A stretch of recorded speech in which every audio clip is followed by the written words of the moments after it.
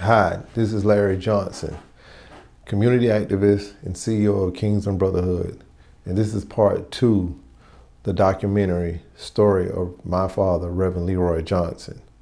Now, for those who saw part one, I basically dove into the situations of Black history and the struggles of a Black man in Ocala, Florida. Now, we're going to start it off as this. We're going to continue the story of Reverend Leroy Johnson in part two. Now, the Jim Crow laws. Now, we're talking about the Jim Crow laws, for those who don't know, is a law that really didn't even consider the plight of the Black population. And it was just a law just to keep the Black population under and never for them to achieve anything.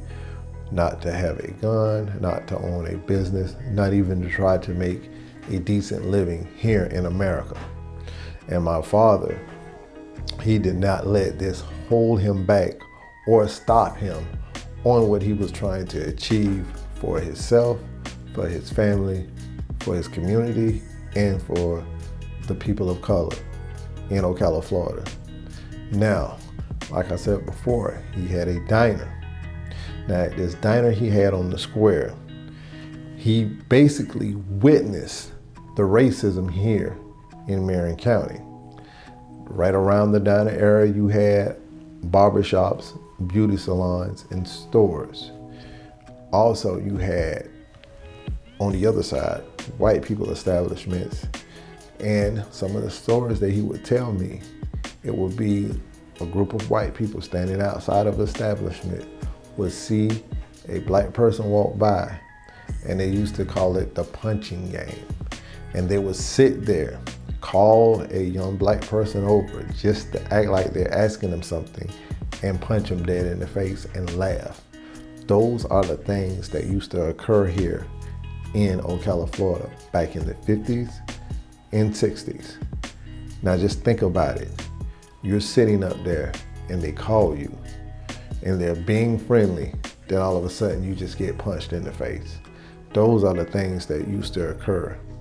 Also, my dad always wore suits all the time.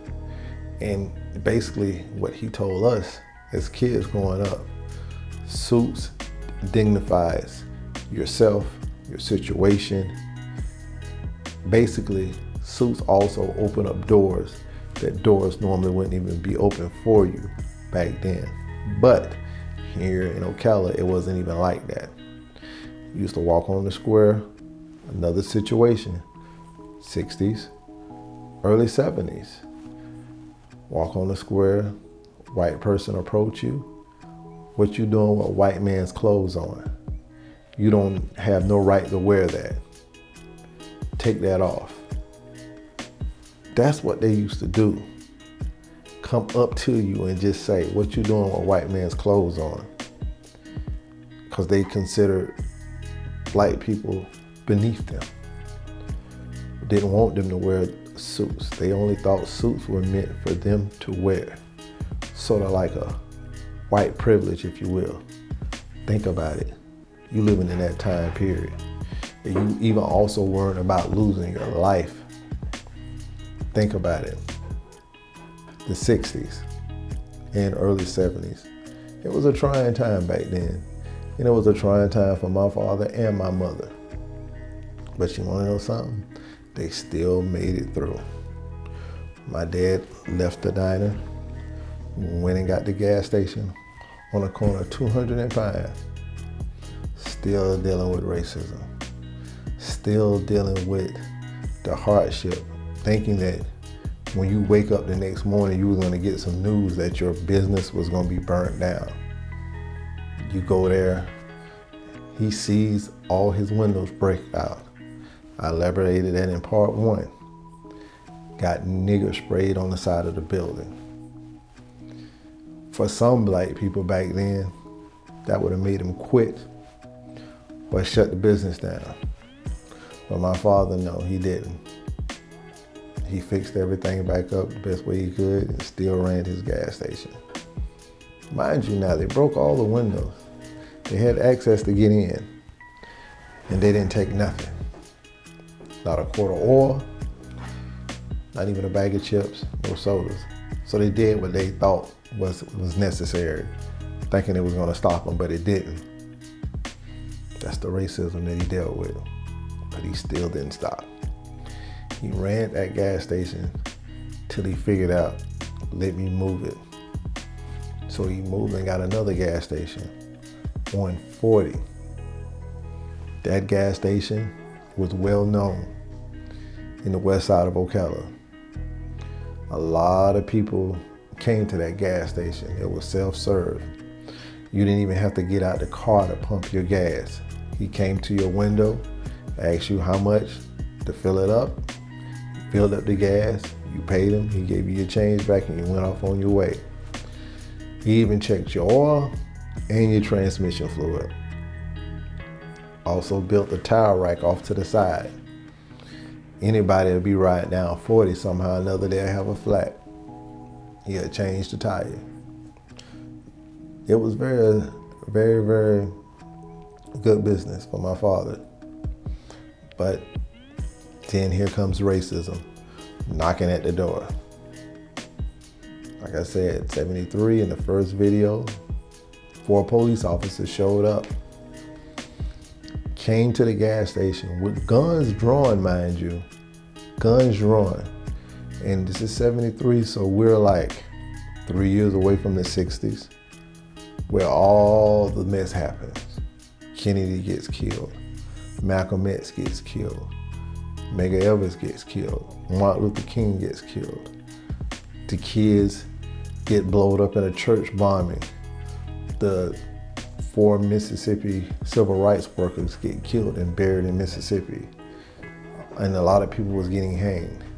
So you just think about a man having his own business on the west side of town, trying to take care of his family and the people in the community, giving them jobs, get guns drawn on them.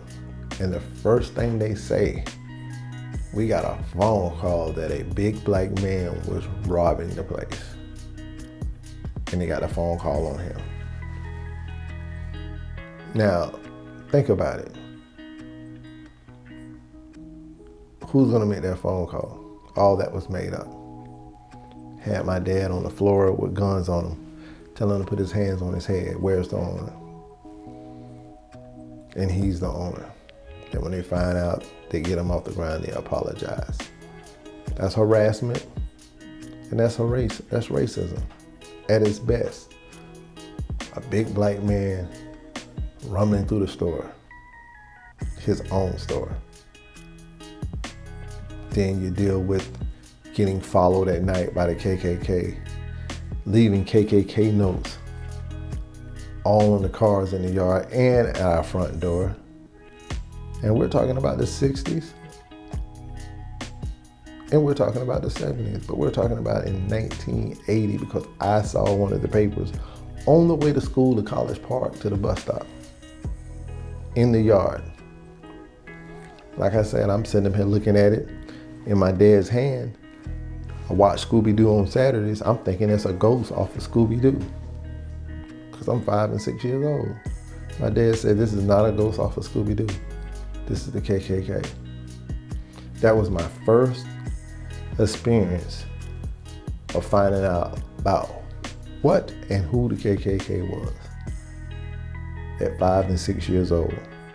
And it was right there, not on television, not in a newspaper or magazine, but in my parents' front yard in Ocala, Florida in 1980. Where it's not distant stuff that shouldn't even be going on or happening. But my dad was very successful. He was helping people get businesses in the black community. He was getting loans for people who couldn't get loans. And they knew that. So they tried their best. They figured if you get rid of the gas station, he's done. So think about it, people. That is a 5-year-old kid, which was me, seeing that. in 1980. But 83, the note stopped. The climate of the gas station business was changing. So my dad did the next best thing he can do, like he did with the diner when segregation came in. He went to the next thing, construction, which was a trade that he picked up a long time ago. But in the 70s, 80s, teens would pick up these trades in school. You can go to school and learn to be electronics, carpenter, cook, coordinator, all that stuff. But the schools came along and changed everything. Now you have to go to college to learn these things. Back then, you just got it for free in high school. You can able to go out and work after high school. But that got changed. But the people who did, my dad gave them a construction job. Hell, just to go back a little further, my dad gave kids jobs at the gas station during the summer. So you think about it, that's some history. That's some Black history. And Reverend Leroy Johnson lived that Black history, not just for a month, but 365 days a year, every year. And you best believe it was a struggle. Nobody should have never lived that way. But my dad, my mom, and myself, we did. So this is the end of part 2 of the racism, the bigotry that Reverend Leroy Johnson faced, dealt with, and handled in Marion County. This is Larry Johnson. I'll see you on part 3. I'm out.